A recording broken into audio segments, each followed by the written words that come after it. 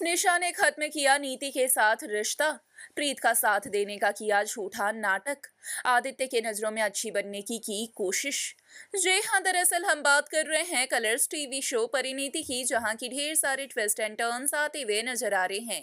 यहाँ शो के upcoming track में हम देखेंगे कि किस तरीके से आदित्य सभी घर वालों के सामने साफ तौर पर कह देता है कि अगर आदित्य को इस घर में कोई भी एक सदस्य रोकना चाहता है तो उसे साथ में प्रीत को भी इस घर में रखना होगा, प्रीत को भी अपनाना होगा। जहां पर आदित्य की मां मजबूर हो जाती है और आदित्य के साथ साथ प्रीत को भी घर में पनाह देने के लिए तैयार हो जाती है। ये सब देखकर निशा काफी ज्यादा घबरा जाती है और फिर अगले ही पल एक नई युक्ति बनाते हुए नजर आती है। निशा जानती है कि अगर वो इस घर से रिश्ता तोड़कर चली जाएगी तो फिर कभी भी निशा का आदित्य नहीं हो पाएगा। बस इसी वजह से निशा ऐसा दिखावा करती है कि वो प्रीत को अपना चुकी है, आदित्य और प्रीत की शादी से खुश है और इस घर में कुछ पल बिताना चाहती है। जब तक प्रीत आदित्य की शादी के सभी रस्में पूरी नहीं हो जाते इस घर में ही रहना चाहती है।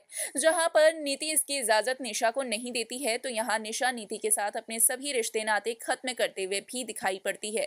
वेल, आप सभी को बताते चले कि यहाँ कहीं ना कहीं निशा नाटक कर रही है सिर्फ और सिर्फ प्रीत का भरोसा जीतने के लिए।